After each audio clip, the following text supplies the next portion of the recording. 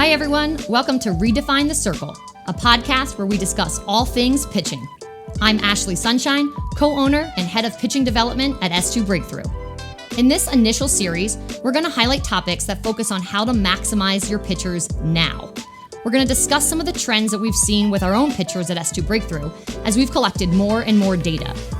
Some of the topics we'll cover include how we've shifted the way we understand and train pitch types, how to maximize game day prep, and generally how we use data to create systems and approaches that are specific to each pitcher.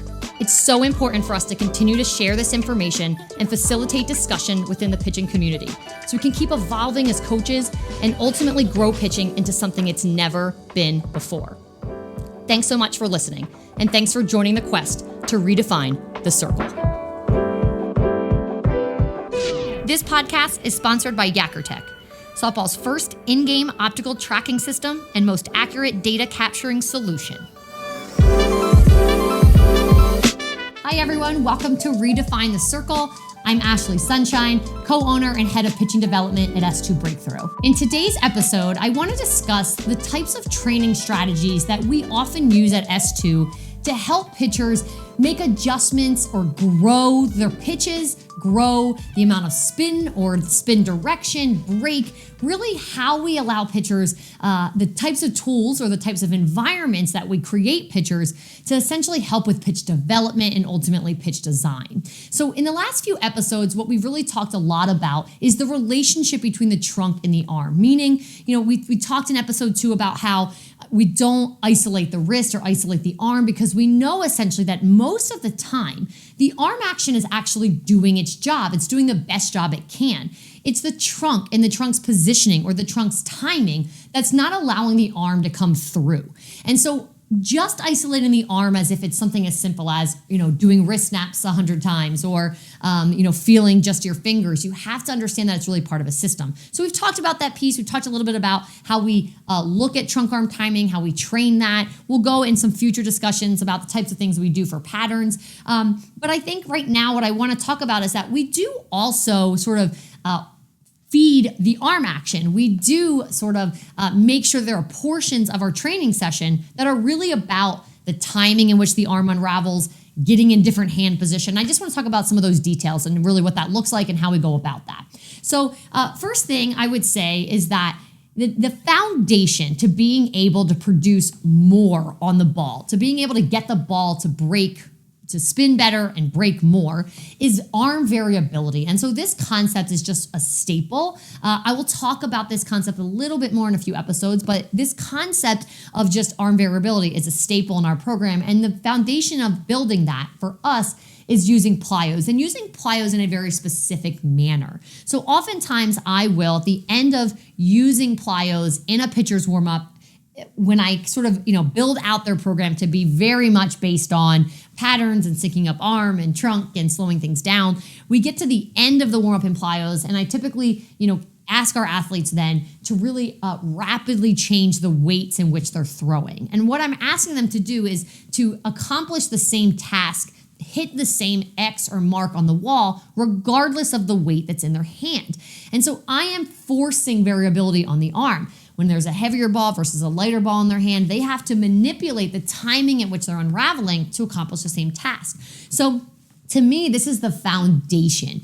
You want your trunk to be as stable as possible so that the arm can be variable. That's what we're shooting for. So that's sort of the foundational concept that I really build into the majority of our pitchers. We're not talking about intent to get a pitch to do one thing versus another yet. It's just this concept of making sure that you produce some variability in your arm action and you have some control over that.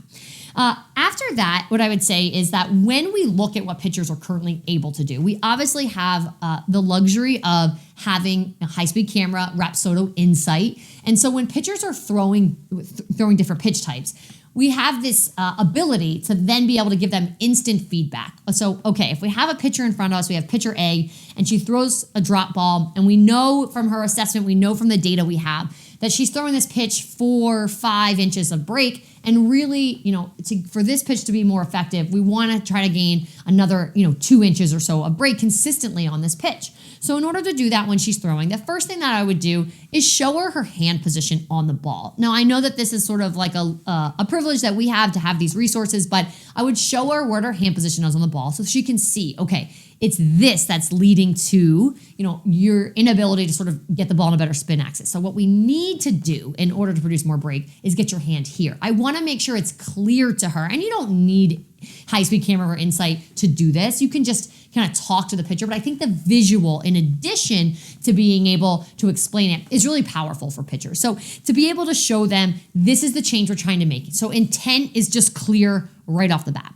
Then the first variable that I would manipulate, and that's how I really think about when I'm designing training sessions. I say this a lot, but I don't really spend my time coming up with drills that look fancy and weird and different.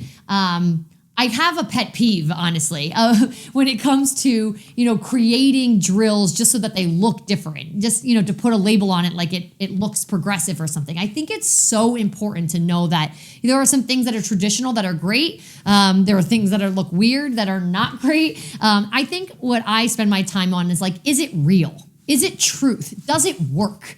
Can I measure it and I know it's working? And I really think that, so again, I don't really spend my time coming up with strange drills. I spend my time trying to create environments or changing variables, changing constraints that really match what works for that pitcher. So the first variable is intensity. That's really the simplest one to me. So intensity, I ask the pitcher to go at a lower intensity. I ask her to move up, so I never have her at a full 43 feet. And then ask her to throw lower intensity. We always really, whatever speed we're trying to throw at, we go to that distance as well. So we're going to lower intensity. And the reason for that is because the trunk, first and foremost, is more manageable at lower intensity. Essentially, patterns are better. This is not like, I just assume. We have used our sensors, we've used our biomechanics graphs and looked at them and read them. And essentially what we can see is that the first thing we see change with pitchers when we're in training is that at lower intensity, their patterns look clean. And then it just takes longer for those patterns to build their way back up to high intensity. Makes perfect sense. So I'm going to put pitchers in an environment where the trunk is managing itself a little bit better. We're taking this concept out of power. And so usually it's the power element. It's the max intensity piece where compensations start to are born essentially. So we remove that. Now the trunk is more stable. And now just by nature, that pitcher can feel her arm action, feel the timing of when she's unraveling, then feel her hand position on the ball just a little bit better than she does at full intensity. So that's the first thing. Proprioception is higher, trunk is more manageable. That's really, really key. The goal, remember, is to translate what's happening in that sort of environment, this drill, if you will, to what's going on at full intensity. And so for me, I would rather just slow it down and keep what the motion actually is, what's actually occurring in the motion, and just make it more manageable, then create a drill where it doesn't actually match. Because what we have found in our data is that doesn't connect. It doesn't translate. The only thing that I will do oftentimes, if a pitcher comes at lower intensity, sometimes I give her a little bit of a different drill, but it's really simple. So an example of that is I might say, okay, we're trying to get our hand in better position on the ball because we know we need 2 more inches of sink on this pitch. Okay, so let's start what I would just say one-step walk-ins. This is just a nice, imagine you were just having an underhand catch with your partner across from you, just like you would overhand. You're just stepping into it. Essentially, there's no load, there's no tension, there's no concept of tension. It's all just fluidity, relax, and really it kind of takes the concept of posture, again, tension, trunk out of the equation. It's just the arm. This is arguably making the motion look not like the motion, but the arm still gets in its position and it allows, I think, this extra focus on what the arm action is doing when it's unraveling and where the hand is on the ball. And then I'll progress it. Okay, we're gonna do just a handful of one-step walk-ins. Can you feel like you're trying to manipulate your hand position by making sure you're unraveling a little bit early? If that feels good, let's add some tension back. We're still at low intensity. Now we'll just go into, whether it's maybe just a regular motion, what I would call regular start at, lower intensity, 75%. And so now we're adding this load concept, this launch. So it's making it look a little more like the pitching motion because of that piece. We're adding the trunk element in now, but we're still at low intensity, so we're still keeping it pretty manageable. And then we're gonna work through there. We measure this stuff all the time. So a lot of times what I'll do is I'll have pitchers throw at 75%, and I also use Rapsodo. I also make sure that we're looking, are we getting what we want to achieve? And I think that's an important piece because oftentimes we'll just look at whether the pitch is translating at 100%. And now I know that's the ultimate goal, and ultimately, no one is that, no one cares that much if the pitch spins great at 75. If it doesn't do its job at 100. But it's important to understand if the strategies in which you're using are working. And if you're seeing that they're working and you're measuring it, then it's just a matter of time before that pitcher can pull it into 100%. So it's important to know that. So we will measure that. And so again, that's how I use that low intensity variable essentially to make sure that the pitcher just has a better feel for the timing in which she unravels the arm and then ultimately what her hand position is at ball release. We can also use high-speed camera at low intensity. And again, we certainly can look at ball flight data. And so she can get some instant feedback on what's going on so she can feel what's happening and she can see what's going on. Another variable that I may add to that is changing the weight of the ball. And this is something, again, just changing weight for the sake of proprioception or, feel for where your arm is in space, your body is in space. This is just an absolute staple in S2 programming. Now, I talked about how I use that for plyos, but we also use it with softballs. We use weighted softballs all the time to help pitchers. So what I have found is that there certainly is an individualized nature to this, meaning I might find that, pitcher A really gets in great hand position on an 8-ounce, but for pitcher B, it takes a 10-ounce for her to really feel it. So there's a level of individuality. But what I have found to be true most of the time is that when I'm asking a pitcher to work a little bit more on bullet or backspin, something more up in the zone traditionally, and I want her to resist the rotation of that forearm. I want her to essentially hold the segmentation between her upper arm and lower arm longer, as we talked about in a previous episode. Then I'll give her overload, balls that are heavier than a typical softball. 8-ounce, 9-ounce, 10-ounce. These seem to be the range in which pitchers are most comfortable and still essentially can feel the arm, but still have control over the arm action. And so what that does is sort of slows the arm down, allows them to really feel that segmentation, and then allows them to cut the ball differently, I should say, than maybe how they were before. When it comes to sync, when we're trying to get, so the example I gave when I first started this discussion, if I'm trying to get an athlete to develop, a couple inches more of sync on the pitch, a lot of times what I find is that I might give them some overload just to sort of throw the arm into chaos a little bit, but I'm really trying to get them to hone in on here is the timing that we need to start unraveling that arm to get those fingers behind the ball on time. Then oftentimes I'll use underload. So remember, this is not like underload velocity concept. We're at low intensity when I'm giving these. This is like changing the variable of weight goes on top of the variable of intensity. So I'll go to underload, and what that really does is speeds up the arm. So it speeds up the timing in which the arm unravels. That forearm wants to turn quickly, the hand gets behind the ball, and so the pitchers can start to see, they can start to feel, okay, that's the timing at which I need to start unraveling that forearm, getting that hand behind the ball. And so we'll kind of go back and forth. Okay, you're doing a couple maybe on a 5-ounce. Now let's go back to the 7-ounce. And so I use a cycling concept a lot, not just for pitch development, pitch design. I also do this when we're trying to drive patterns in a better direction for pitchers. But cycling meaning that I'll find the variables that really work for this pitcher. So I might say, okay, athlete A, when she's on a 5-ounce ball at 75% doing this drill, just at regular start maybe, this is where she's achieving the best spin direction. This is the break that we are ultimately going to need at 100%. So we're going to throw a handful in that environment, and now I'm just going to change one variable at a time. So same environment, but now we're going to throw some on a regular softball. Now let's go back. Let's cycle back to the environment where she was at really, really syncing well, and her brain and her body were right on target with timing, and were able to accomplish what they needed. Let's get back in that environment. Let's pull her out of it. And I just sort of cycle those concepts back and forth so she can start to blend them together, essentially.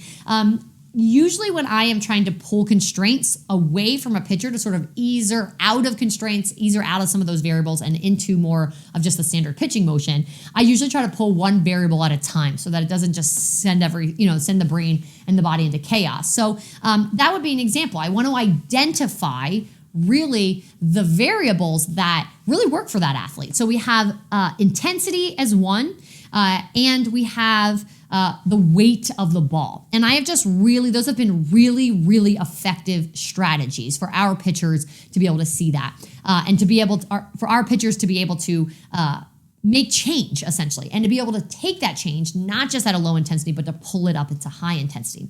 The third variable that I manipulate, I would say sometimes, it really depends on the pitcher. The first two are kind of staples. I've always manipulated those for pitchers when we're working on pitch development concepts. But the third is pulling in other pitch types. This is kind of this like cycling concept. So for example, when I have pitchers, if we know, okay, on your rise ball, for reasons we talked about in a previous episode, you're just throwing a bullet spin pitch, you're really locking out that wrist, you're resisting sort of that really natural unraveling of the forearm, cutting that ball hard with your fingers. Instead, you're really trying to, keep this concept of spinning under the ball and your thumb is in the way and we're not rotating early enough. So it's a fine line. We don't want to essentially rotate the form to get the fingers behind the ball, but when it is time to unravel, we have to unravel and get those fingers on the ball instead of sort of resisting that with that thumb.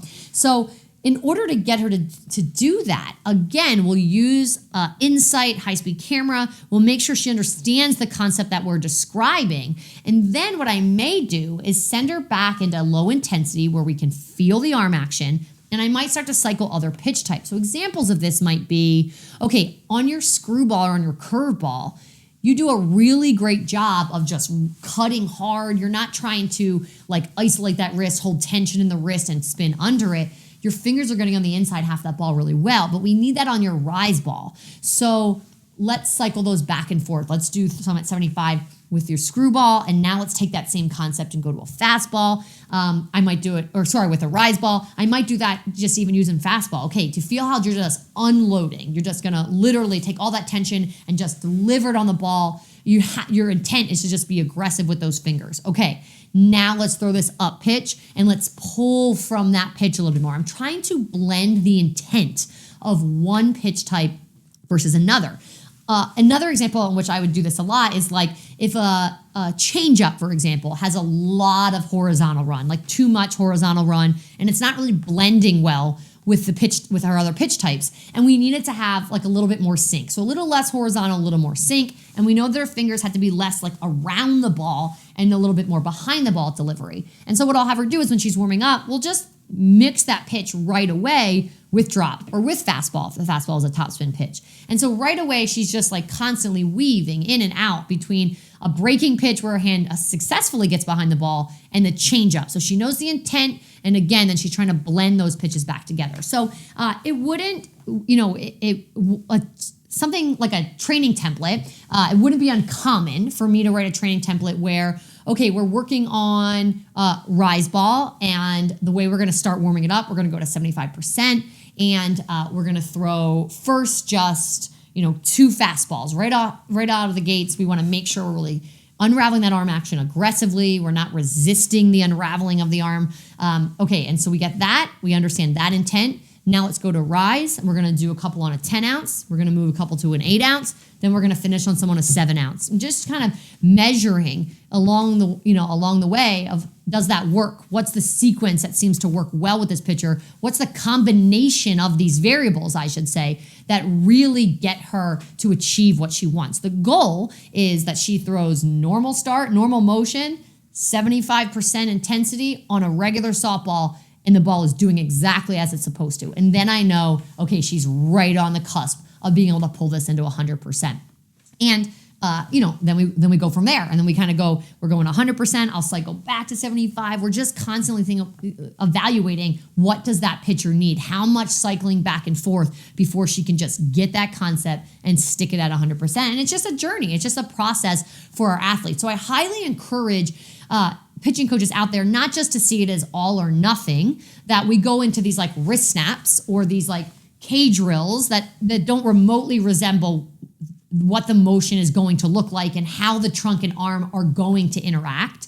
And then we just ask them to do it at 100%. The gap between those things is just, it's huge. And so I really encourage you to start to essentially just make the motion a little bit more manageable, even if it's something like, okay, well, I don't have access to weighted balls, or, even the intensity concept is something that everyone can implement, and just start to see, is the pitcher able to do a better job when I just simply make the motion a little more manageable? I take the power concept away, this trunk is more stable, and she can feel what she's trying to do. And I think those baby steps are ultimately how we get to progression.